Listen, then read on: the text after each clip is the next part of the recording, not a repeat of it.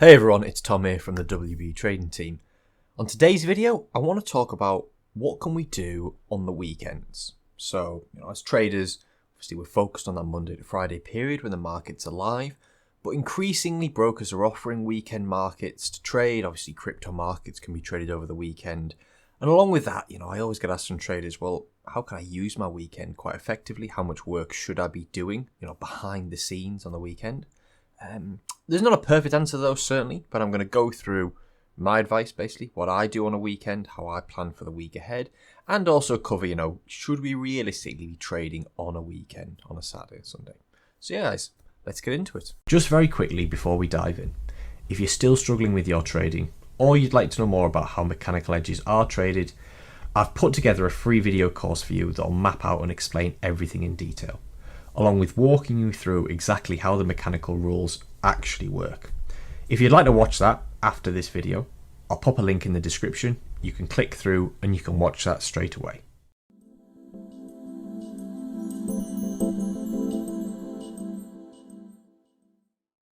So let's first look at what markets are available to trade on a weekend, and should we be trading on a weekend?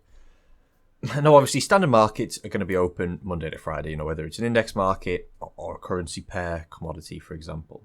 They're usually shut Friday night, Saturday, Sunday.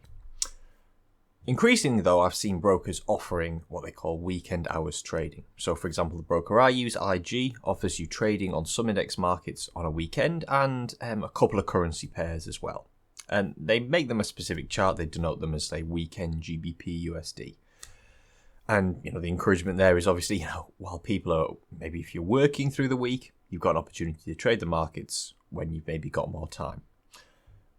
First point, though, is I would always mention these markets come with some fairly big caveats, some fairly big risks.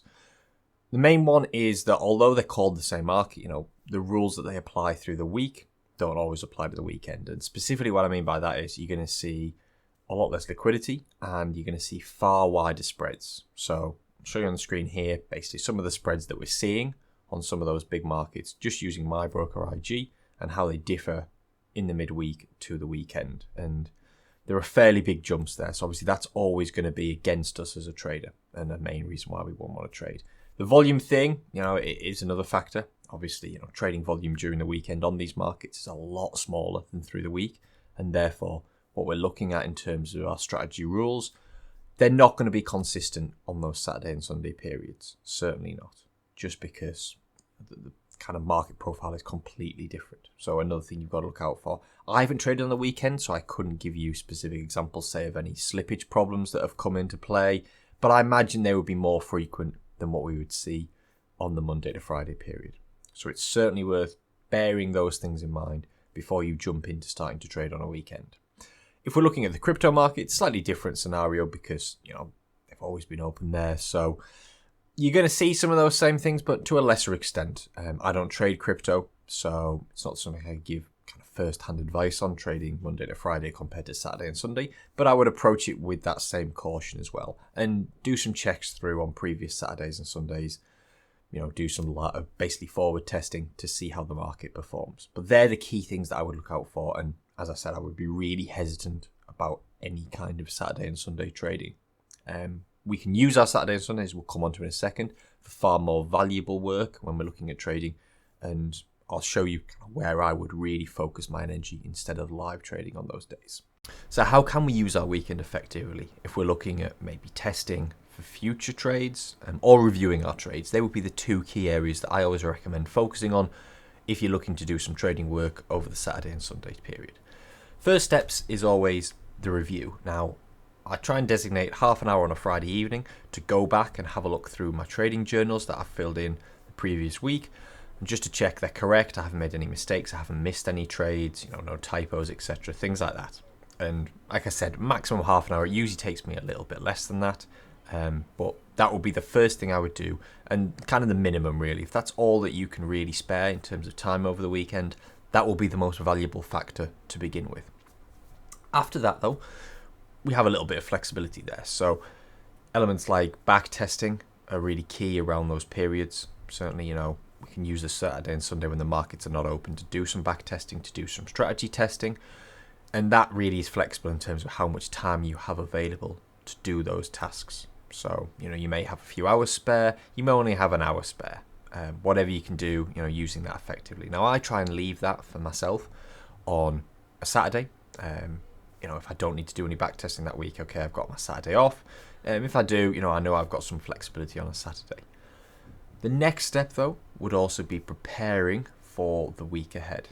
And this is very dependent on how your strategy works and what you need to prepare for. Some strategies you won't need to do any preparation, and some you might need to do quite a bit. So, if you remember the WB trading community, you'll know that, say, for our D1 swing strategy, there is some preparation we can do on a Sunday to get ready for the week ahead and save us some time going to the next week. In the same way that, if you're using a strategy that requires support and resistance zones to be identified, I've often found that speaking to traders, a Sunday is the best time to do that. You're not distracted when the market is live, and therefore, you can get in and plan those support and resistance zones without any of those distractions. And you're not against the clock, for example. And again, that's quite flexible in terms of when you have time on a Saturday and Sunday to do those tasks. You might find it easier to do it even on a Friday evening. But the important point is, if you need to do those tasks, find some time over the weekend. It doesn't have to be a huge amount of time, but get those tasks done. And in simple terms, that's all there is to it really on the weekend. It's the focus of finding time that you can sit down, you can do your back testing, you can do your planning, you can do your journal reviews.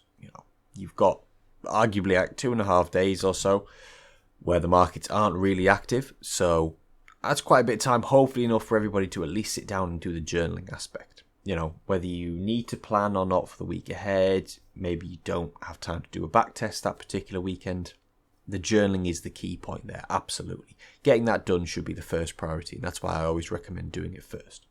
So yeah, in general, guys, I know, we've been asked quite a few times by members of the WB trading community, what do we do on a weekend? How much work should we put in? That second part is very much up to you, certainly. But as I've said, my focus wouldn't be trading on a weekend ever. It would be reviewing the previous week, going ahead and planning for the week ahead. So as always, hopefully that's been useful going through that topic. I know it's a popular topic with traders. If there are any questions or suggestions for future videos, please leave them in the comments below. Or, book a call with one of our team using the link in the description. Jump on there. Any questions you have about how we trade, about how we can help you with your trading potentially, they'll be happy to go over. But until next time, guys, take care. Thank you for watching, and I'll see you in the next video soon.